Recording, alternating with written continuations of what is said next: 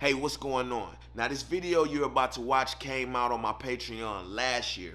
If you want to stay up to date to all my newest content and all my newest courses, I highly encourage you to join the Patreon, okay?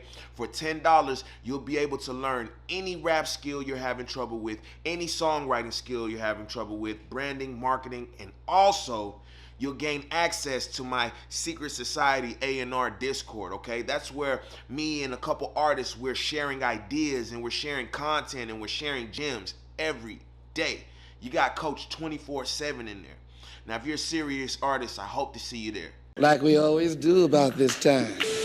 There is really no hit formula. There are just things that work, you know what I'm saying, for specific songs.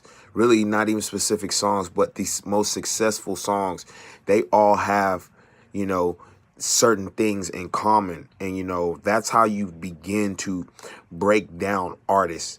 That's how you begin to break down, you know, your favorite music by grouping it together and looking for the patterns, looking for the common patterns that guys or people are using, and then, you know, trying to implement that into your music. But I want to talk more about hits as far as, you know, your music is concerned and your career is concerned, okay? So back in the day when I was doing my thing, you know, we always went in the studio not thinking about, you know, I'm going to make a hit. There's going to be the hit. No, we went in the studio like, man, I'm going to make a banger today.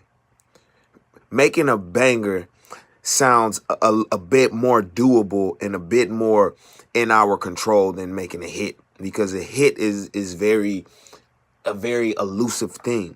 But we know a banger is something that bangs, something that goes hard, something that, you know, either bangs in the whip or bangs in the speakers. We know what a banger is. We kind of know, you know, how to go about making a banger. We know what kind of beat to find, you know what I'm saying? We know what kind of, you know, things to talk about, what type of hook to come up with, you know, but versus trying to come up with a hit, you know, we're trying to come up with something, our idea what a hit is, and it's naturally probably going to be, you know, something that we've heard on the radio or something successful that we've heard, and it's going to be our failed attempt at that. Why not just make bangers instead?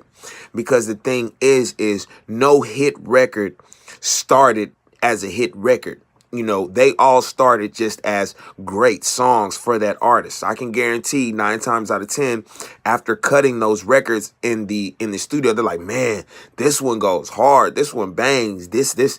And, you know, and how hits are created is, you know, the more and more people hear the song, naturally, people are going to grasp onto that versus, you know, you going to try to make a B-side song or a song that's not necessarily a banger. You know, it's going to be kind of hard.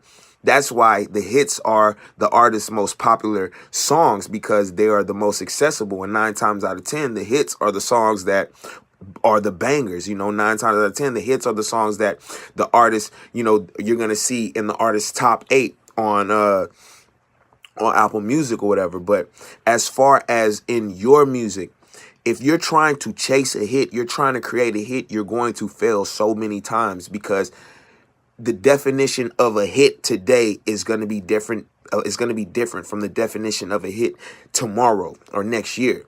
So what we can control is making bangers. Now, all of our music doesn't have to be bangers, you know, but these songs will stand out because these will be our introduction songs. These will be the songs that the audiences love us for, you know, and the B-sides and the album cuts and those types of songs, those would be the things that make the audiences just fall deadly in love with this, you know what I'm saying? But it's the bangers that will bring people in. Just think about it like this. How many songs do you have in your discography, in your catalog, that you feel comfortable with going out and rocking a show to? Going out, if you had to perform, you know what I'm saying, you had to open for Drake tomorrow and you was in front of 50,000 people, what songs in your catalog would you perform to move the crowd? What songs in your catalog would you perform to win over some people? These are the types of songs we need to be making. Those typically are, you know, the songs that become successful for us, you know, they become our own personal hits. You know, our hits don't necessarily have to make it to Billboard. Our hits don't necessarily have to make it to radio. Our hits just have to be those songs that we're known for. You know what I'm saying? It's like the Gucci and Jeezy battle. You know what I'm saying? It was like, despite whatever, you know what I'm saying, songs Jeezy played that you might not have heard, you might not have recognized, when those songs came on, Jeezy fans, we knew the impact of those songs. We knew how those songs made us feel, and we sung along to those songs because those were hits for Jeezy. They didn't necessarily, most of those songs didn't even make it to the Billboard. Most of those songs didn't even make it, you know what I'm saying, didn't even chart. They were just album cuts, and they were part of great projects, you know what I'm saying, but they were hits to his core fan base. So it's just something to think about, people. Holla at y'all later. Peace.